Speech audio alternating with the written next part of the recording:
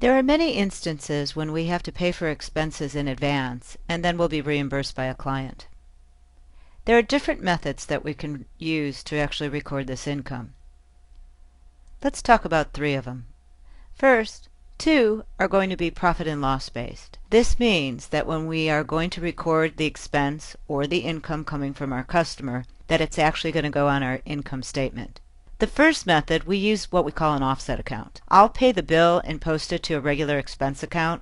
When QuickBooks registers that expense, it'll automatically invoice it to the customer and then credit back that same account. It'll be a wash on the books.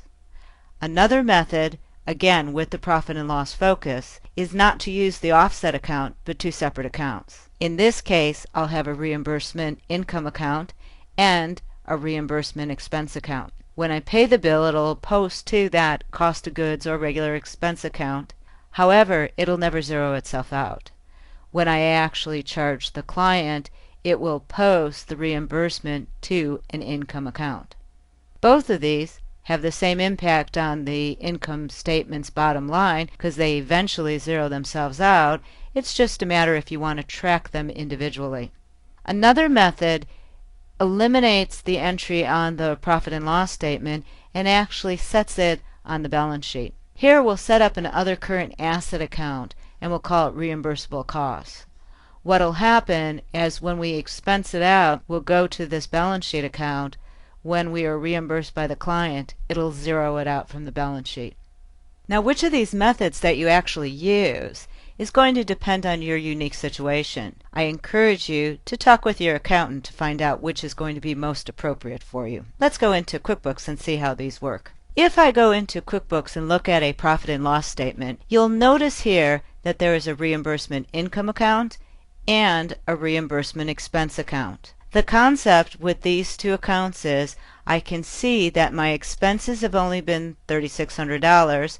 However, I have not yet been reimbursed for any of those items. It clearly lets me see that I need to do some research to find out where these expenses are. Now, had I used just a job expense account, what would happen is they would eventually zero themselves out. In this regard, if I see a balance, once again, I would know that I did not bill everything out.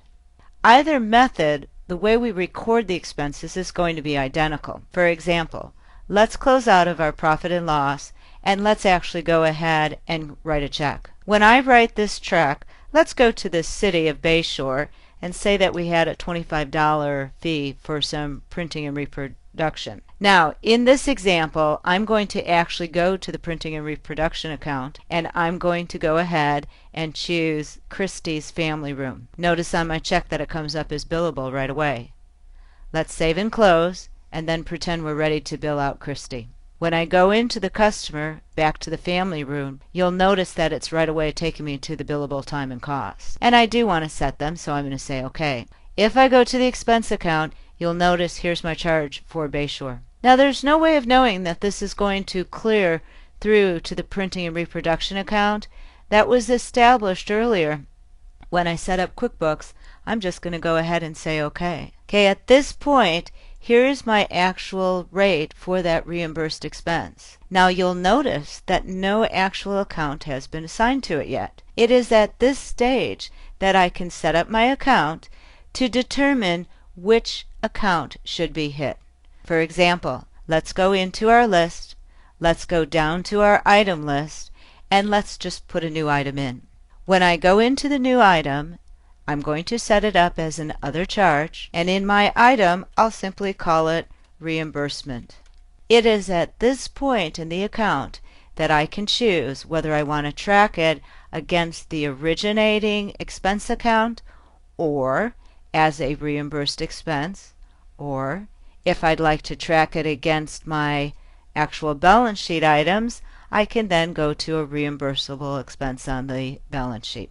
The idea here is to think it through in advance. In this particular case, since we were actually in an expense account, I would want to go back to the actual expense account that was used. When I say OK, now by choosing that reimbursement on an invoice, I will now ensure that it clears out correctly in the background. Had I not set up this item, I could end up with a out of balance situation. So the key will be to choose in advance which concept that you want to use in writing a check. When you write a check, here's where you'll choose whether it's an expense account, whether it's a balance sheet item, or whether it's a cost of goods. When you're going to clear it via the invoice, you will then set up an item that will once again either go to the balance sheet account, to a reimbursement income account, or to the expense account.